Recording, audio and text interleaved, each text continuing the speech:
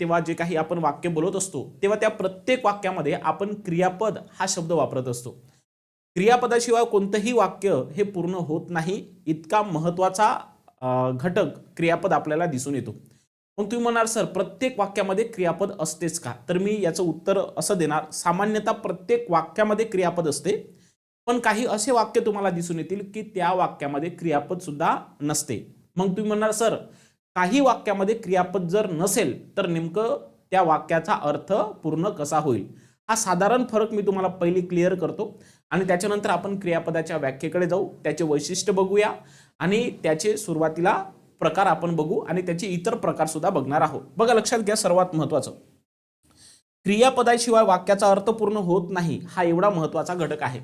मी तुम्हाला असे काही वाक्य दाखवतो की त्या वाक्यामध्ये क्रियापद असेल आणि असे काही वाक्य मी तुम्हाला दाखवतो की त्या वाक्यामध्ये क्रियापद नसेल. बघा आता मी जर म्हटलं मी चहा पितो, बघा मी चहा पितो. आता मी चहा पितो म्हटल्याच्या नंतर या वाक्यामध्ये बघा तुम्ही बारकाईने जर निरीक्षण केलं, मी चहा एवढा जर मी दोनच शब्द वापरले, मी चहा, त्याचा अर्थ लागत नाही. मी चहा या वाक्याला आपण वाक्य म्हणू शकत नाही, कारण आपण व्याकरणामध्ये सुरुवातीला शिकलो जे काही भाषेचे मूलभूत घटक आहे 5, तर त्याच्यामध्ये मी तुम्हाला वाक्य म्हणजे काय हे समजून सांगितलं. वाक्य म्हणजे पूर्ण अर्थाचे बोलणे किंवा अर्थपूर्ण बोलणे किंवा ठराविक क्रमाने आलेला शब्दाचा जो काही समूह आहे आणि ज्या शब्दाच्या समूहातून अर्थ व्यक्त होत असेल तर अशा शब्दांच्या समूहालाच आपण काय म्हणत असतो? वाक्य असं म्हणत असतो. जर अर्थपूर्ण शब्द जरी असेल परंतु अर्थपूर्ण जर शब्द नसेल किंवा त्याच्यापासून कोणताही अर्थ निघत नसेल तर अशाला आपण वाक्य म्हणू शकत नाही. तर एक गोष्ट लक्षात घ्या, मी चहा या दोन शब्दापासून वाक्याचा अर्थ पूर्ण होत नाही. मी चहा या दोन शब्दासाठी अर्थ पूर्ण करण्यासाठी एका अशा शब्दाची गरज पडेल की तो त्या वाक्याचा अर्थ पूर्ण करतो. मग मी काय केलं, मी चहा या दोन शब्दाला एक अर्थपूर्ण बनवण्यासाठी पितो नावाचं एक शब्द घेतला. मग मी काय केलं, हा शब्द घेतल्याच्या नंतर हे वाक्य असं तयार झालं, मी चहा पितो. म्हणजे बघा तुम्ही चहा पिता असा त्या वाक्याचा अर्थ तुम्हाला दिसून येते. म्हणजे एक गोष्ट लक्षात आली की इथं पितो हा शब्द त्या वाक्याचा अर्थ पूर्ण केला, जेणेकरून आपल्याला त्याचा लगेच अर्थ समजून गेला, मी चहा पितो. बरोबर, म्हणजे या वाक्यामध्ये तुम्हाला क्रियापद दिसत आहे. पण मी जर आता असं म्हटलं, कसं, एकी हेच बळ, बघा एकी हेच बळ. आता तुम्ही जर इथं विचार केला की एकी हेच बळ म्हणत असताना आता इथं या वाक्यामध्ये क्रियापद कोणतं? इथं 3 शब्द आलेले आहे, इथं 3 शब्द आलेले आहे. मग या वाक्यामधलं नेमकं क्रियापद कोणतं? तर या वाक्यामध्ये क्रियापद आलेलं नाही. मग या वाक्यामध्ये क्रियापद आलेलं नाही तर सर या वाक्याचा अर्थ सॉरी या वाक्याचा अर्थ पूर्ण झाला कसा? तर बघा याला म्हणत असतो आपण लुप्त क्रियापद. व्याकरणाच्या भाषेमध्ये आपण याला काय म्हणत असतो? याला म्हणत असतो आपण लुप्त क्रियापद. लुप्त क्रियापद म्हणजे काय? तर एखाद्या वाक्यामध्ये क्रियापद नसते. म्हणजे क्रियापद नसते म्हणजे काय? तर क्रियापद हे अदृश्य असते. कसं असते? अध्याहृत असते. अशा वाक्याला आपण लुप्त क्रियापद म्हणायचं. मग आता तुम्ही म्हणणार सर समजा हा प्रश्न परीक्षेमध्ये आला आणि हा रिसेंटली समाज कल्याण विभागामध्ये आलेला होता, एकी हेच बळ या वाक्यातील क्रियापद कोणते? तर आता एकी हेच बळ हे एक पद्धतीचा सुविचार आहे, बरोबर. मग या वाक्यामध्ये लुप्त क्रियापद आहे. मग आपल्याला लुप्त क्रियापद शोधावं लागेल की नेमकं या वाक्यामध्ये कोणतं क्रियापद असू शकते. जसं बघा एकी हेच बळ असते, म्हणजे या वाक्यामध्ये जे काही क्रियापद आहे तर ते असते आहे, पण ते प्रॉपरली त्या वाक्यामध्ये आलेलं नाही. पण आपण शोधून काढू शकतो, याला म्हणायचं लुप्त क्रियापद. म्हणजे एक गोष्ट मला अशी सांगायची आहे की सामान्यतः वाक्यामध्ये क्रियापद असतेच, कारण क्रियापदाशिवाय वाक्याचा अर्थ पूर्ण होत नाही. म्हणून आपल्याला प्रत्येक वाक्य बोलत असताना सामान्यतः क्रियापद वापरावंच लागते. पण काही असे काही वाक्य आहे की ज्या वाक्यामध्ये क्रियापद येत नाही. जसं एकी हेच बळ. अजून दाखवतो बघा, आपण म्हणत असतो शीतावरून भाताची परीक्षा, म्हणत असतो शीतावरून भाताची परीक्षा असं म्हणत असतो की नाही? शीतावरून भाताची परीक्षा. आणि परीक्षा नावाचा शब्द परीक्षेला शुद्ध शब्द लिहा म्हणून येतो आणि परीक्षा हा शुद्ध शब्द असाच लिहावा. बघा आता मी इथं शीतावरून भाताची परीक्षा असं लिहिलं, मग या वाक्यामधलं क्रियापद कुठं आहे? या वाक्यात क्रियापद आलेलं नाही. मग हे काय आहे? सुविचार आहे, बरोबर आहे, म्हण आहे. मग मी तुम्हाला असं सांगायचं आहे की म्हणी किंवा सुविचार जे असतात तर त्याच्यामध्ये शक्यतो क्रियापदाचा वापर होत नाही. म्हणी किंवा सुविचारामध्ये जे काही क्रियापद आहे तर ते अदृश्य असते, म्हणजे लुप्त असते. ते आपल्याला स्वतःहून दाखवावं लागते. चितावरून भाताची परीक्षा होते, याचा अर्थ या वाक्यामध्ये जे काही क्रियापद आहे तर ते होते आहे, पण होते क्रियापद हे या वाक्यामध्ये लुप्त क्रियापद आहे. लुप्त म्हणजे अदृश्य असणे. That is clear. म्हणजे दोन गोष्टी लक्षात आल्या असेल तुम्हाला क्रियापदामध्ये, की प्रत्येक वाक्यामध्ये क्रियापद असतेच, पण असे काही वाक्य आहे ज्या वाक्यामध्ये क्रियापद नसते, ते लपलेले असते, अदृश्य स्वरूपात असते, ज्यांना आपण व्याकरणामध्ये लुप्त क्रियापद असं म्हणत असतो. क्रियापद हा जो काही महत्वाचा घटक आहे तर आता आपण शिकायला सुरुवात करू. तर लक्षात ठेवा क्रियापद म्हणजे काय. तर क्रियापद म्हणजे वाक्याचा अर्थ पूर्ण करणारा जो काही क्रियावाचक शब्द असतो त्याला आपण क्रियापद असं म्हणत असतो. बघा, वाक्यातील क्रिया दाखवून अर्थ पूर्ण करणारा शब्द म्हणजे काय होय, क्रियापद होय. क्रियापद हा जो काही शब्द आहे, क्रियापद या शब्दामध्येच त्याची व्याख्या लपलेली आहे. बघा, क्रियापद, क्रिया म्हणजे कोणती तरी कृती दाखवतो आणि तुम्हाला पद म्हणजे माहिती आहे शब्द होते. जेव्हा एखाद्या शब्दाला जेव्हा आपण वाक्यामध्ये वापरतो तेव्हा त्या शब्दाला शब्द म्हणत नाही, तर त्या शब्दाला आपण पद असं म्हणत असतो. इथे बघा, क्रिया म्हणजे कोणती तरी कृती. जसं बघा, मी रस्त्यात पडलो, बरोबर आहे, मी रस्त्यात पडलो. मग आता हा एक वाक्य आहे, मी रस्त्यात पडलो. इथं क्रियापद कोणतं आहे, तुम्ही म्हणणार सर पटकन. क्रियापद आहे ते म्हणजे पडलो. पडलो नावाच्या क्रियापदामध्ये बघा एक क्रिया दाखवली, पडण्याची, बरोबर. म्हणजे क्रियापद हे काय करत असते, क्रिया दाखवून वाक्याचा अर्थ पूर्ण करत असते. एक गोष्ट लक्षात ठेवा. म्हणजे तुम्हाला क्रियापदाची जर ऐन कदाचित व्याख्या पेपरमध्ये विचारली तर तुम्हाला ते आली गेली पाहिजे. वाक्यातील क्रिया दाखवून अर्थ पूर्ण करणारा जो काही विकारी शब्द असतो त्याला आपण क्रियापद असं म्हणत असतो. लक्षात आलं तुम्हाला.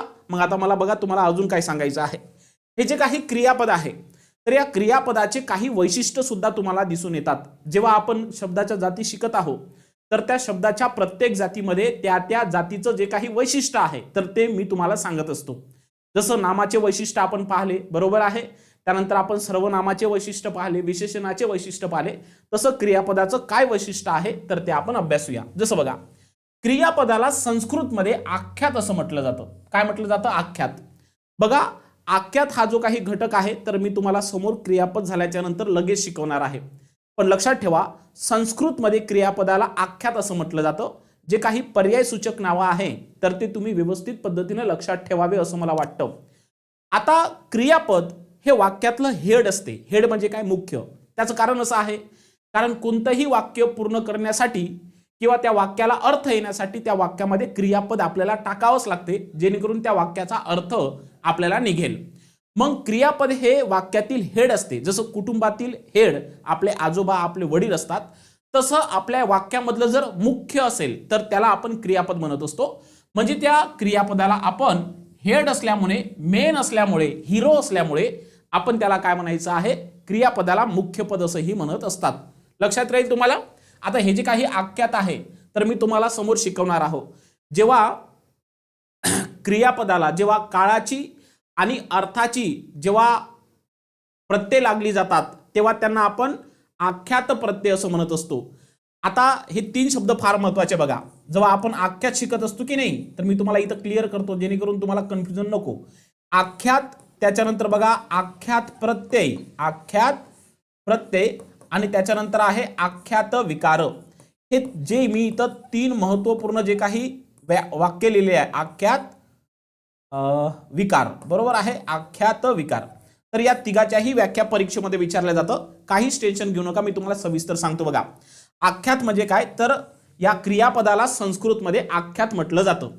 आता आख्यात प्रत्यय म्हणजे काय, तर क्रियापदाला जेव्हा काळाचा किंवा अर्थाचा बोध करून देण्यासाठी जे प्रत्यय लागले जाते तेव्हा त्याला आख्यात प्रत्यय म्हणायचं. कसं बघा, हा मूळ धातू आहे आणि तो हा प्रत्यय आहे, म्हणजे मूळ धातूला तो नावाचा प्रत्यय लागला. खातो हे क्रियापद तयार झालेलं आहे. आता इथं तो नावाचं हे जे काही प्रत्यय लागलेला आहे तर तो इथे काळाचा बोध करून देते, काळाचा बोध करून देते. खातो म्हटल्याच्या नंतर ते वर्तमान काळ होईल. याचा अर्थ मला असं म्हणायचं आहे की क्रियापदाला जेव्हा काळाचा किंवा अर्थाचा बोध करून देण्यासाठी जेव्हा मूळ धातूला जेव्हा प्रत्यय लागले जातात तेव्हा त्यांना आपण आख्यात प्रत्यय असं म्हणत असतो. आणि शेवटी आहे आख्यात विकार. विकार या शब्दाचा अर्थ होतो बदलणे किंवा बदल घडून येणे. आख्यात म्हणजे या शब्दाचा अर्थ होतो क्रियापद. जेव्हा क्रियापदामध्ये लिंग वचनानुसार जेव्हा बदल होतो म्हणजे काय होतो, विकार होतो, तेव्हा त्याला आपण आख्यात विकार असं म्हणत असतो. एवढी सोपी व्याख्या आख्यात प्रत्यय आणि त्याच्यानंतर आख्यात विकाराची आहे. हे मी समोर शिकवणार आहोत. आपल्याकडे एकूण 7 आख्यात आहे. ते कोणकोणते आहे, कसे लक्षात ठेवायचे, काही काळजी करू नका. मी तुम्हाला व्यवस्थित पद्धतीने आपल्या लेक्चरमध्ये शिकवतो बघा. तर क्रियापदाला संस्कृतमध्ये आख्यात म्हणतात. क्रियापद हे वाक्यातील मुख्य असते म्हणून त्याला मुख्य पद असंही म्हणत असतात. सामान्यतः क्रियापद आपल्याला वाक्याच्या शेवटी येताना दिसून येते. पण तुम्हाला वाटत असेल की सर क्रियापद हे वाक्याच्या शेवटीच येते का? असं नाही. क्रियापदाची कोणतीही जात कोणत्या स्थानावर येते हे आपण निश्चित सांगू शकत नाही. जसं मी तुम्हाला क्लिअर करून दाखवतो बघा. क्रियापद वाक्याच्या शेवटीच येते असं नाही. कसं बघा, मी चहा पितो या वाक्यामध्ये बघा क्रियापद जे आहे तर ते आहे पितो, जे वाक्याच्या शेवटी आलेलं आहे. राईट. आता मी तुम्हाला असे वाक्य दाखवतो या क्रियापदाचं स्थान बदलून बघा. मी जर म्हटलं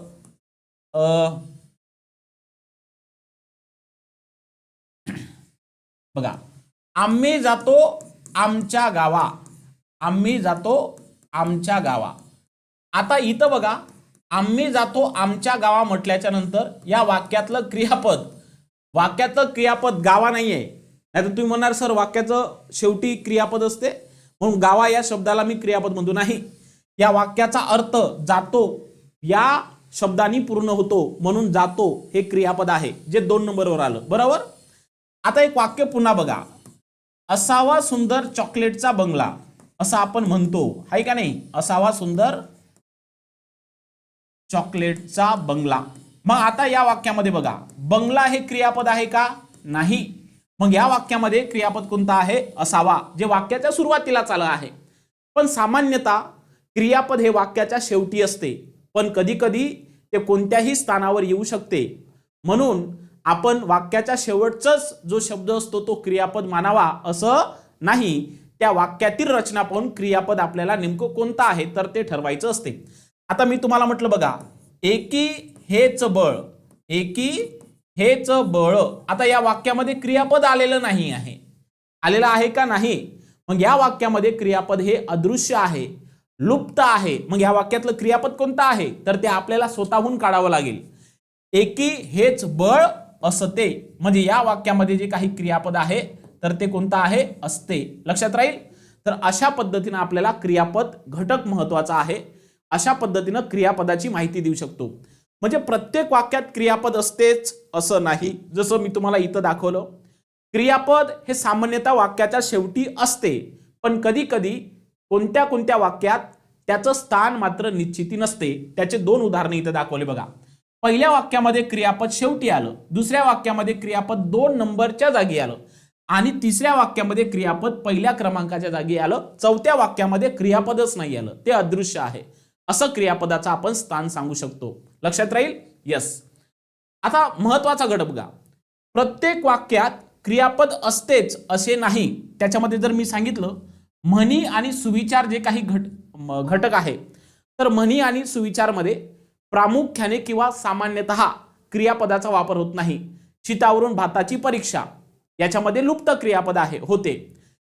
थेंब थेंब तळे साचे हे सुविचार आहे. मग थेंब थेंब सळे साचत असते या वाक्यात जे क्रियापद आहे तर ते लुप्त असते आहे. लक्षात आलं मला काय सांगायचं आहे? ओके. तर हे क्रियापदाचे वैशिष्ट्य आपल्याला सांगता येतात.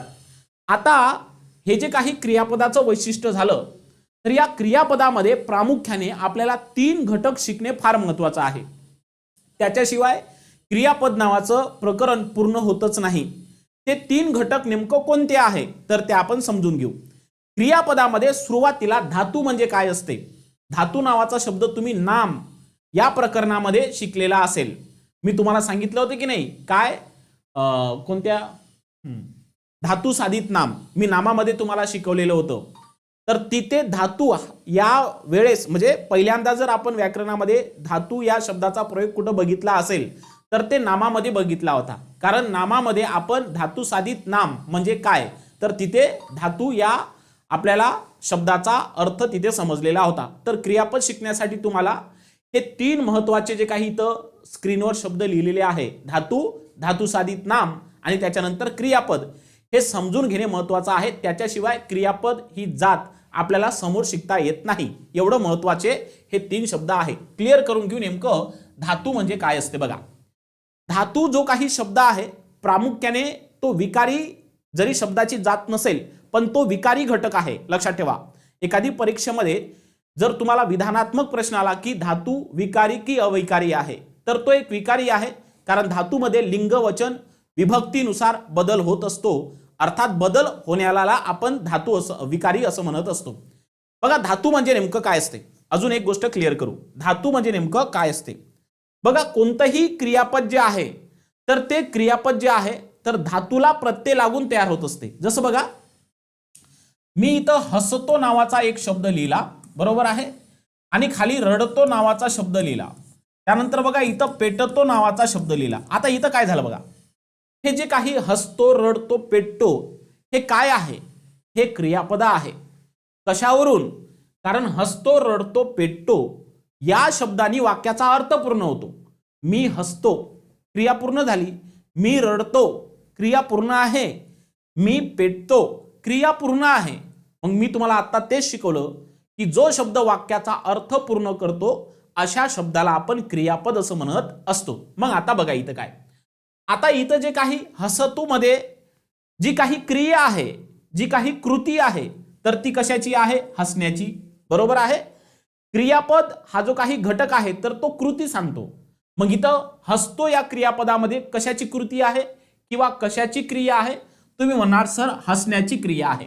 तुम्ही व्यवस्थित पद्धतीने बघा मी जे काही अधोरेखित करतो आहे त्याच्याकडे थोडं लक्षात ठेवा. मी रडतो इथं कशाची कृती आहे तुम्ही सर म्हणणार रडण्याची कृती आहे हाय का नाही. त्याला पेटवतो म्हटल्याच्या नंतर इथं कोणती कृती आहे तर इथं पेट घेण्याची कृती आहे. तुम्ही व्यवस्थित पद्धतीनं जर मी अधोरेखित केलेले शब्द बघत असाल बघा जसं हस आहे का नाही त्यानंतर आहे रड त्याच्यानंतर बघा इथं आहे पेट. तर हे जे शब्द आहे तर हे शब्द कृती दाखवतात. कृती म्हणजे काय तर क्रिया दाखवतात. आणि तुम्हाला तेच सांगायचं मला जे शब्द कृती क्रिया दाखवतात त्यांना आपण धातू म्हणायचं असते. इथं मग नेमकं हसतो हा पूर्ण शब्द धातू नाही आहे. कृती कोणत्या शब्दाने दाखवली हस. कृती कोणत्या शब्दाने दाखवली रड. कृती किंवा क्रिया कोणत्या शब्दाने दाखवली पेट. मग जे शब्द केवळ क्रिया दाखवतात केवळ कृती दाखवतात अशा शब्दांनाच आपण धातू म्हणायचं आहे. म्हणजे थोडक्यामध्ये जर त्याची आपण व्याख्या करायला गेलो तर त्याची व्याख्या आपल्याला अशी करता येईल की हे जे काही क्रियापद आहे हाय का नाही तर क्रियापदातील प्रत्ययरहित मूळ शब्द बघा त्याची व्याख्या क्रियापदातील प्रत्ययरहित मूळ शब्द. अर्थात या व्याख्येचा अर्थ मी तुम्हाला पुन्हा सोप्या भाषेमध्ये सांगतो. प्रत्ययरहित या शब्दाचा अर्थ असा होतो की क्रियापदाला जो काही प्रत्यय लागलेला आहे क्रियापदाला जो काही प्रत्यय लागलेला आहे इथं बघा तो प्रत्यय लागला इथं तो आहे इथं तो आहे. क्रियापदातील प्रत्ययरहित मूळ शब्द प्रत्ययरहित या शब्दाचा अर्थ असा होतो की हा प्रत्यय काढून टाकणे आणि राहिलेला जो काही शब्द आहे तर अशा शब्दाला आपण काय म्हणायचं आहे धातू म्हणायचा आहे. म्हणजे तो त्या वाक्यातला मूळ शब्द असतो. बघा हसतो मध्ये मूळ शब्द हस आहे. रडतो मध्ये मूळ शब्द रड आहे. मूळ शब्द रड आहे हाय का नाही. त्याला अनेक पद्धतीचे प्रत्यय नंतर लावल्या जाईल पण मूळ काय आहे मूळ काय आहे मूळ हाय का नाही. जसं तुम्हाला शब्द शक्ती शिकत असताना तुम्हाला तिकडे बघा गंगेय हाय का नाही गंगा या नामापासून तयार झालेला आहे. मग मूळ शब्द गंगेय मधला गंगा आहे बरोबर आहे. मी जर तुम्हाला म्हटलं खोदाई खोदाई मधला मूळ शब्द खोद आहे याला मूळ शब्द म्हणतात. आणि क्रियापदातील प्रत्ययरहित मूळ शब्द जो असतो तर अशा शब्दाला आपण काय म्हणायचं धातू. म्हणजे हे जे काही आहे हस रड पेट हे मूळचे शब्द आहे म्हणून याला आपण काय म्हणायचं आहे याला आपण व्याकरणाच्या भाषेत धातू असं म्हणायचं आहे. मी तुम्हाला आता या धातूबद्दल थोडी माहिती देतो बघा. धातू म्हणजे काय, तर क्रियापदातील प्रत्ययरहित मूळ शब्द, ज्या शब्दाला कोणत्याही पद्धतीचा प्रत्यय लागला जात नाही आणि जो शब्द केवळ कृती किंवा केवळ क्रिया दाखवतो, आहे का नाही, अशा शब्दांनाच आपण धातू म्हणायचं आहे. आता इथं उदाहरण दिलं बघा, हस. तुम्ही म्हणणार असे असंख्य आपल्याला धातू सांगता येतात. हस, रड, खा, पी, उठ, बस, मर, चाल, नीज, रड, आहे का नाही, पकड, विसर, उरक, ओरड, गडबड, थैतय, मरमर, हे जे आहे तर ते धातू आहे का नाही. तर लक्षात ठेवा, धातू ह्या जो काही शब्द आहे किंवा धातू ही जी काही जात आहे तर याच्यामध्ये लिंग वचन यानुसार बदल होतो. म्हणजे धातू ही जी काही जात आहे तर ती कशी आहे, विकारी आहे. कशी आहे, विकारी आहे. आता एक मुद्दा लक्षात ठेवा, धातू हा नेमकं किती अक्षरी असू शकतो. धातू नेमकं किती अक्षरी असू शकतो. धातू हा नेमकं कितीही अक्षरी असू शकतो. धातू एक अक्षरी असू शकते, धातू 2 अक्षरी असू शकते, धातू 3 अक्षरी असू शकते किंवा धातू 4 अक्षरी असू शकते किंवा याच्यापेक्षा जास्त अक्षर धातूमध्ये येऊ शकतात. धातूमध्ये किती अक्षर असावे याचं काही बंधन नाही. मग मी तुम्हाला काही 1 अक्षरी, 2 अक्षरी, 3 अक्षरी, 4 अक्षरी धातू सांगतो. जसं बघा, जा, ए, पी. बघा, जा 1 अक्षरी धातू आहे, ए 1 अक्षरी धातू आहे, पी 1 अक्षरी धातू आहे, घे 1 अक्षरी धातू आहे, दे, खा हे 1 अक्षरी धातू आहे. बरोबर आहे. हे जे काही मी इथं लिहिलेले शब्द आहे तर हे मूळ शब्द आहे, यांना कोणत्याही पद्धतीचा प्रत्यय लागलेला नाही. समजते ना. हा, आता 2 अक्षरी धातू बघा, कर, उठ, बस, बोल, मर, चाल, नीज, रड, पेट, असे असंख्य धातू सांगता येईल. एवढेच नाही, फक्त मी तुम्हाला समजून सांगण्यासाठी काही उदाहरणे इथे घेतलेले आहे. काही 3 अक्षरी धातू बघा, पकड, विसर, उरक, ओरड, हे सुद्धा 3 अक्षरी धातू आहे. काही धातू 4 अक्षरी असतात, गडबड, थरथर, वटवट, हे जे आहे तर हे 4 अक्षरी आहे. तू म्हणणार 5 अक्षरी नाही का. 5 अक्षरी किंवा नो लिमिट असणारे धातू आहे. पण लक्षात ठेवा, एवढं फार महत्वाचं आहे, 1 अक्षरी, 2 अक्षरी, 3 अक्षरी, 4 अक्षरी.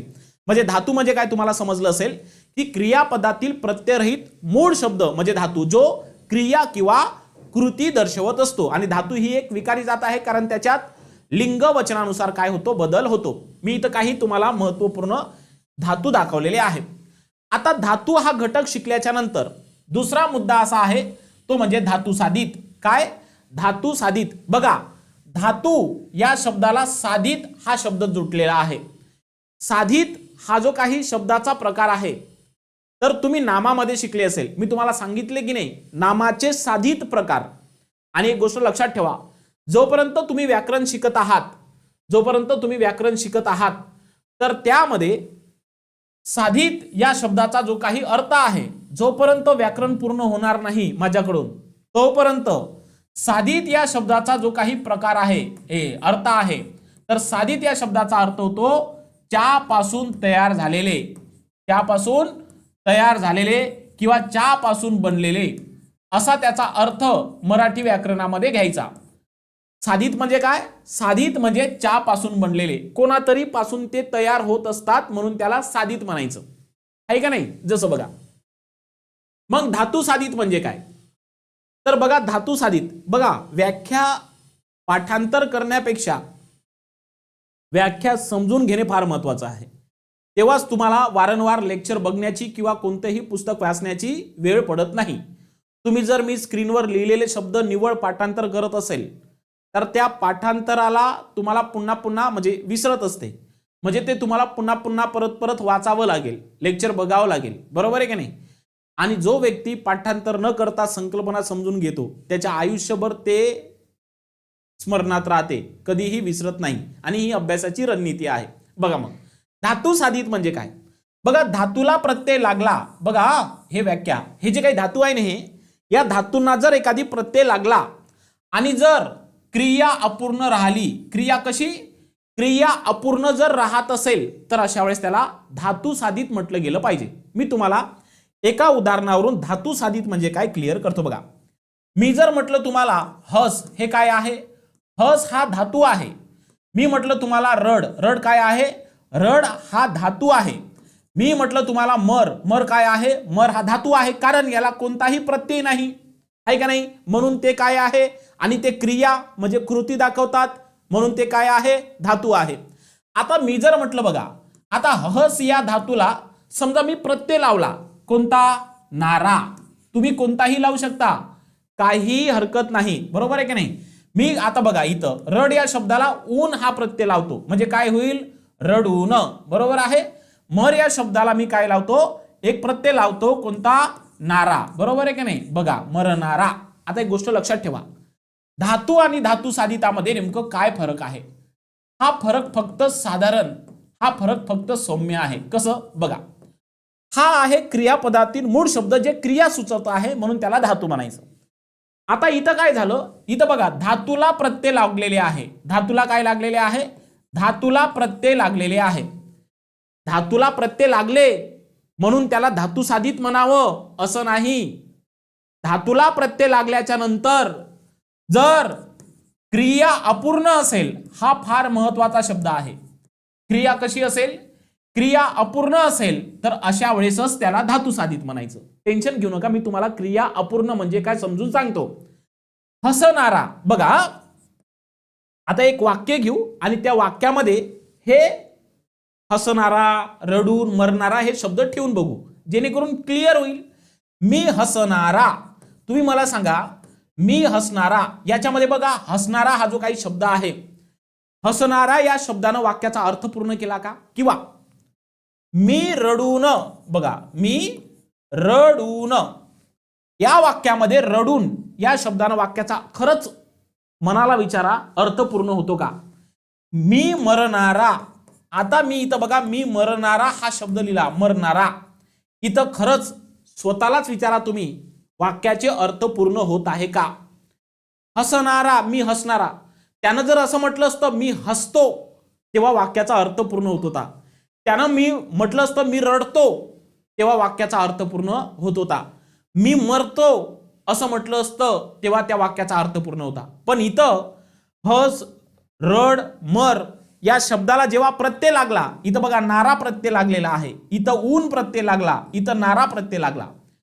धातूला जेव्हा प्रत्यय लागतात पण वाक्याचा अर्थ पूर्ण केला नाही, आणि जेव्हा वाक्याचा अर्थ पूर्ण करत नाही तेव्हा त्याला आपण धातू साधित म्हणायचं असते.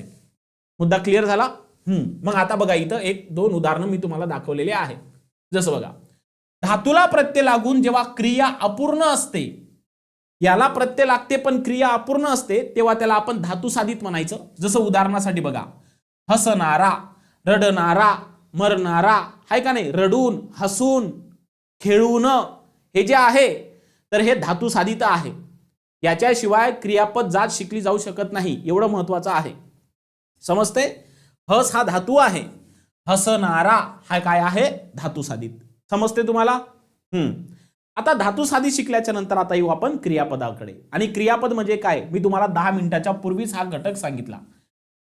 धातूला जेव्हा प्रत्यय लागतो, बघा धातूला जेव्हा प्रत्यय लागतो आणि क्रिया जेव्हा पूर्ण होते, धातू साधितामध्ये धातूला प्रत्यय लागते पण क्रिया अपूर्ण असते, तेव्हा त्याला धातू साधित म्हणतात.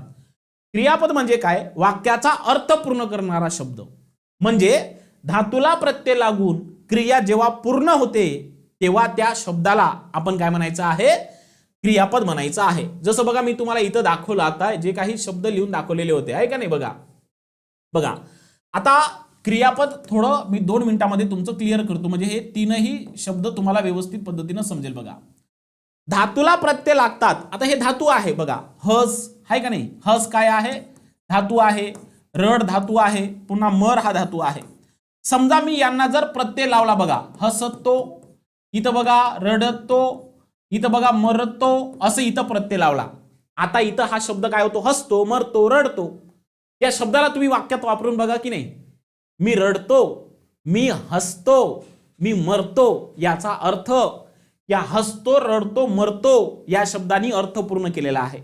आणि जेव्हा धातूला प्रत्यय लागून जेव्हा अर्थ पूर्ण होत असेल तेव्हा त्याला आपण धातू साधित म्हणायचं नाही, तर तेव्हा त्याला आपण काय म्हणायचं आहे?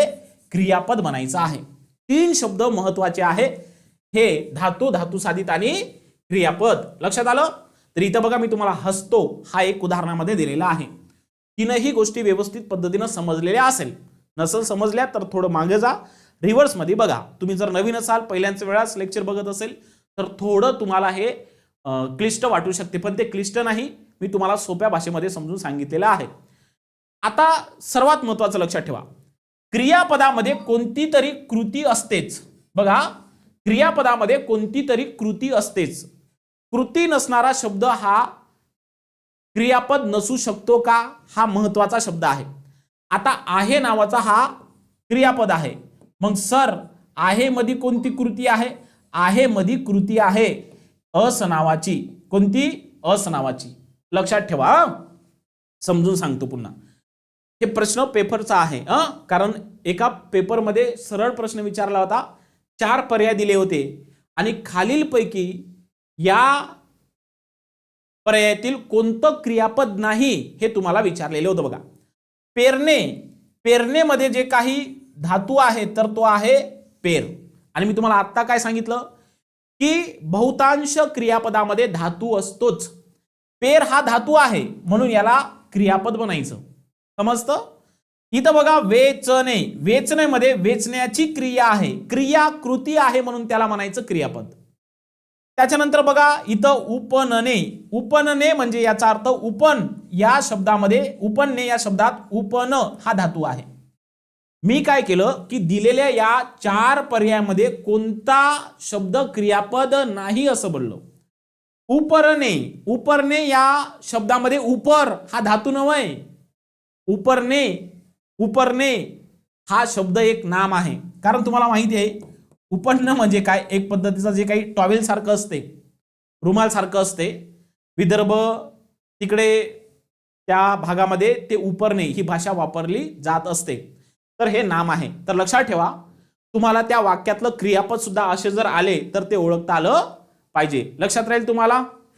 तर हे तुम्हाला सर्वात महत्वाचं धातू, धातू साधित आणि क्रियापद हे तुम्हाला समजलेलं असेल, महत्वाचं आहे. आता हे जे काही धातू लिहिलेले आहे तर या धातूमध्ये सुद्धा सर्वात महत्वाची भानगड आहे. आता काही धातू हे अकर्मक असतात आणि काही धातू हे सकर्मक असतात. आपण समोर अकर्मक आणि सकर्मक क्रियापदाचे हे जे काही मुख्य 2 प्रकार आहे तर ते शिकणार आहोत. त्याच्यासाठी आपण याच्यापूर्वी कर्ता आणि कर्म नेमकं ओळखायचं कसं हे लेक्चर घेतलं. हे लेक्चर व्यवस्थित पद्धतीने बघा, कारण तुम्हाला अकर्मक आणि सकर्मक समजण्यासाठी वाक्यातील कर्ता आणि कर्म ओळखता येणे फार गरजेचं आहे. थोडं आपण धातू बद्दलची चर्चा करू जेणेकरून तुम्हाला ते व्यवस्थित पद्धतीने समजेल. आता जे धातू आहे तर हे धातू 2 पद्धतीचे असू शकतात. याच्यावर डायरेक्टली प्रश्न परीक्षेमध्ये आलेले आहेत. तुम्ही मुळा वाळिंबे सरांचं जर पुस्तक वाचलेलं असेल तर त्या पुस्तकातून तुम्हाला एमपीएससी गट ब क च्या मुख्य परीक्षेला सकर्मक अकर्मक धातूवर प्रश्न आलेला होता. सो मुळा वाळिंबे सरांच्या पुस्तकातून जरी तुम्ही तेवढं केलं धातू पाठ तरी तुमचं काम होऊन जाईल. पण पुस्तकाच्या व्यतिरिक्त जर तुम्हाला एखादी धातू दाखवले तर ते ओळखता आले पाहिजे, हे फार महत्वाचं आहे. मग आता बघा, हे जे काही धातू आहे जी विकारी जात आहे तर हे धातू अकर्मक आणि सकर्मक असू शकतात. धातू कसे असू शकतात? अकर्मक आणि सकर्मक. मग नेमकं एखादी धातू दिलेला आहे, तो धातू अकर्मक आहे की तो धातू सकर्मक आहे हे ओळखायचं कसं, हे फार महत्वाचं आहे. याच्यामध्येच विद्यार्थी गडबडून जाते. याच्यासाठीच कन्सेप्ट इज द पॉवर. लक्षात ठेवा.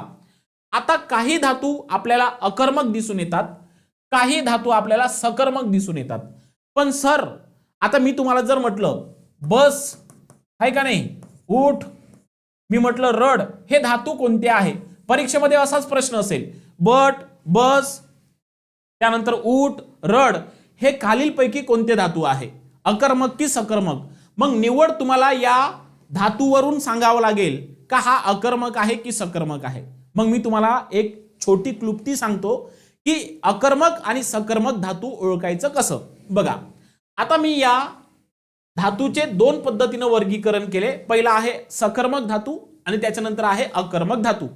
ओळखायचं कसं, काहीच टेन्शन घेऊ नका, मी तुम्हाला सोप्या भाषेमध्ये ते सांगतो. जसं इकडे बघा, इकडे मी काही महत्वपूर्ण धातू लिहिलेले आहे, जसं खा, पी, लिही, वाच, कर, दे, घे, काप हे धातू आहे. इकडे काही मी धातू पुन्हा लिहिले बघा. बस, उठ, रड, हस, पड, जा, नीज, हो हे काही धातू लिहिलेले आहेत. मग तुम्हाला परीक्षेत प्रश्न आला खा, पी, लिही, वाच, कर हे धातू कोणते. इथं लिहून आहे म्हणून तुम्ही सांगणार सर हे सकर्मक आहे. मग हे धातू सकर्मक आहे असं तुम्ही कशावरून ओळखलं, कारण निवड धातूवरून तर ते पता लागणार नाही ना की एखादी. आता मी म्हटलं तुम्हाला खा हा धातू काय आहे, तुम्ही सांगू शकत नाही याच्यावरून की हा अकर्मक आहे की सकर्मक आहे. तर याच्यासाठी काय करावं लागते, याच्यासाठी हा धातू आपल्याला वाक्यामध्ये वापरून बघावं लागतं. कशात, वाक्यामध्ये वापरून बघावं लागतं. जसं बघा मी प्रत्येक धातूच्या समोर एक एक वाक्य तयार करून तुम्हाला तो जो धातू आहे अकर्मक आहे की सकर्मक आहे तर ते इथं क्लिअर करून दाखवलेलं आहे. जरा आपण जाऊ बघा. एखादी धातू अकर्मक आहे किंवा सकर्मक आहे ओळखायचं असेल तर त्या धातूला वाक्यामध्ये टाकून बघावं लागेल, तेव्हाच त्या धातूचा तुम्हाला पता लागेल की तो अकर्मक आहे की सकर्मक आहे. डायरेक्टली कोणताही शिक्षक किंवा कोणतीही पुस्तक तुम्हाला सांगू शकत नाही की हे पाठ करा म्हणजे हे अकर्मक असतात. नाही, असं नसते. तुम्हाला त्या धातूला वाक्यामध्ये वापरून बघावंच लागेल की तो धातू अकर्मक आहे की सकर्मक आहे. बघू आपण. आता पहिले सकर्मक धातूचा विचार करू. बघा पहिल्या वाक्यामध्ये किंवा पहिला जो धातू आहे तर तो आहे खा. खा नावाच्या धातूपासून मी एक वाक्य तयार करतो. कसं बघा, तो आंबा खातो. तुम्ही असं म्हणू शकता त्याने आंबा खाल्ला, किंवा तिसरा असा म्हणेल मी आंबा खातो. कोणतंही वाक्य तयार करा, असं वाक्य तयार करणे गरजेचं असते की तो धातू त्या क्रियापदामध्ये आला पाहिजे. बघा तो आंबा खातो. आता इथं बघा खातो हा क्रियापद आहे. मग आता कर्ता कर्म ओळखा. या वाक्यात जर कर्म असेल तर त्याला सकर्मक म्हणा, आणि या वाक्यात कर्म नसेल तर तो अकर्मक असेल. मग बघा खाणारा कोण आहे, तो हा वाक्याचा कर्ता आहे. खाण्याची क्रिया कशावर झाली, आंब्यावर. म्हणजे या वाक्यामध्ये कर्ता आणि कर्म आले. या वाक्यात कर्ता आणि कर्म आले असल्याने हे वाक्य आहे सकर्मक. हे वाक्य सकर्मक असल्याने या खा नावाचा जो काही धातू आहे तर तो झाला सकर्मक धातू. पुन्हा एक बघा, खाली आहे धातू लिहिलेला पी. आता पी नावाच्या धातूपासून एक अर्थपूर्ण वाक्य तयार करू. बघा ती दूध पिते, ती दूध पिते. तुम्ही पी नावाच्या धातूपासून कोणतंही वाक्य तयार करा, कोणतंही करा, काही शब्द घ्या, पण त्या वाक्याला अर्थ असला पाहिजे. त्यालाच आपण वाक्य म्हणतो. नाहीतर तुम्ही काहीच्या काही करणार असं चालत नाही. बरोबर आहे. बघा ती दूध पिते. आता इथं बघा पिते हा एक वाक्याचं क्रियापद आहे. आता पहिले या वाक्यात कर्ता आणि कर्म आहे का बघा. जर कर्म आलं तर तो सकर्मक धातू राहील, आणि जर वाक्यात कर्म नाही आलं तर तो अकर्मक धातू राहील. पिणारी कोण, ती वाक्याचा कर्ता. पिण्याची क्रिया कोणावर झाली, दुधावर. वाक्यात कर्म आलं. वाक्यात कर्म आलेलं असल्याने या पी नावाचा धातू हा सकर्मक आहे.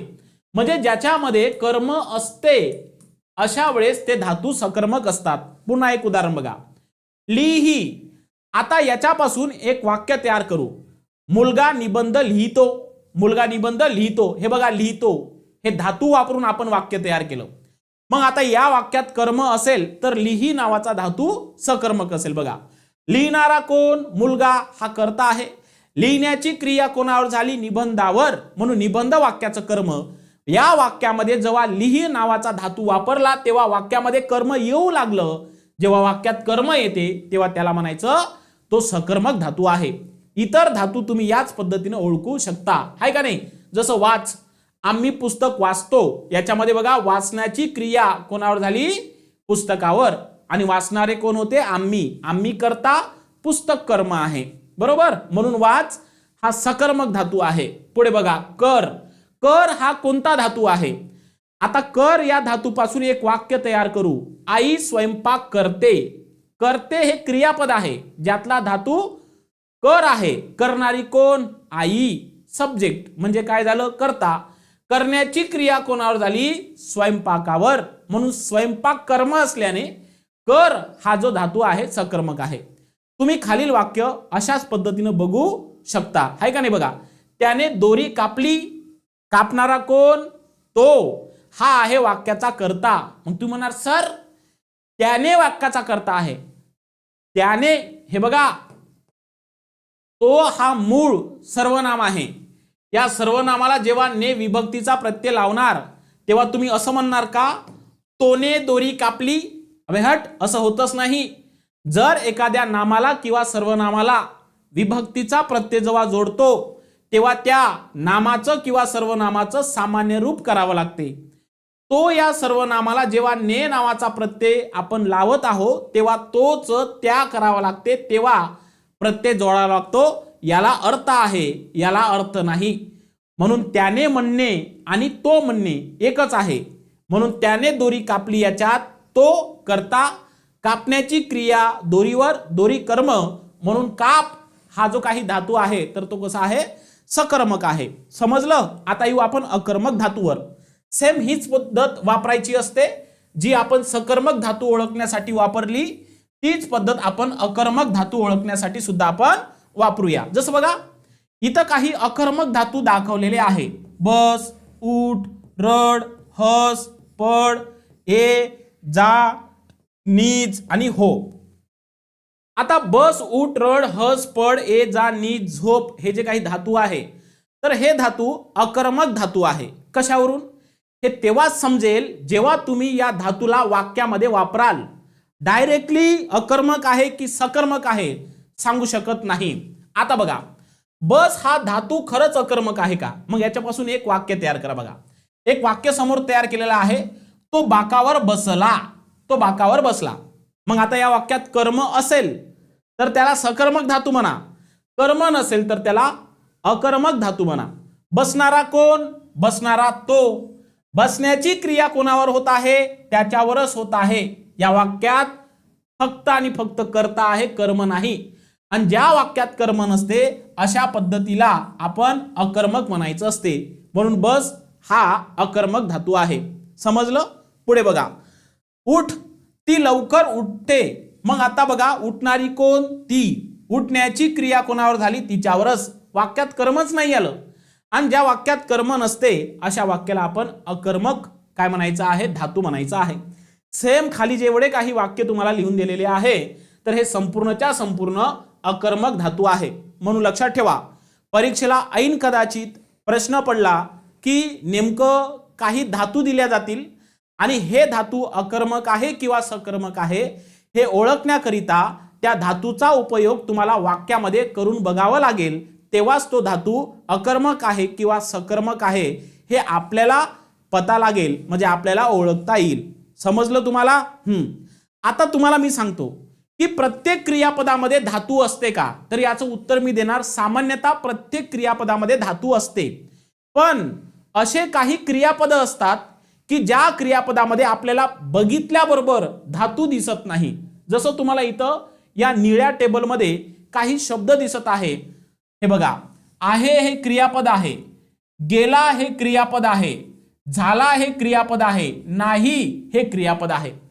आता जसं बघा मी काही पुन्हा शब्द दाखवतो. बघा रडतो, पेटतो किंवा पेटवितो आहे का नाही, किंवा मारतो, हे इथं काही मी अजून काय घेतले? क्रियापद घेतले. आता बघा आहे, गेला, झाला, नाही. खाली बघा रडतो, पेटवितो, मारतो हे शब्द बघितले तुम्ही. मग तुम्ही मला सांगा रडतो मधला धातू कोणता आहे? तुम्ही डायरेक्ट सांगू शकता सर याच्यामध्ये धातू दिसत आहे. बघा रड. पेटवितो मध्ये धातू कोणता आहे? पेटव. कोणता धातू आहे? पेटव. मारतो मधला धातू कोणता आहे? मारतो मधला धातू आहे मर. म्हणजे या क्रियापदामध्येच तुम्हाला लगेच पाहिल्याबरोबर धातू दिसत आहे डोळ्यांनी. पण वरचे जे काही क्रियापद आहे त्या क्रियापदामध्ये डोळ्यांनी बघितल्याच्या नंतर धातू दिसत नाही. बघा आहे, आ धातू म्हणणार का?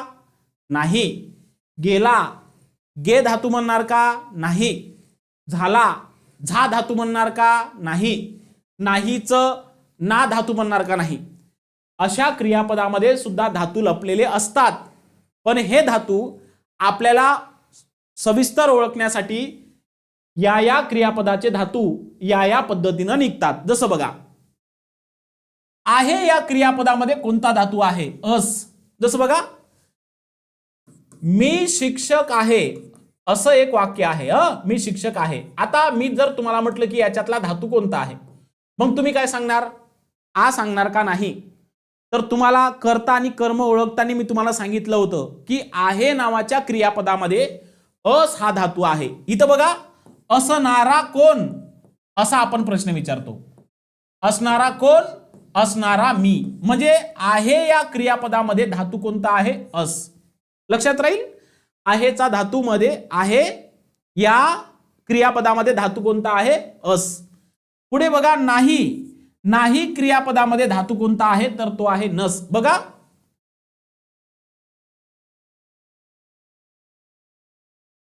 मी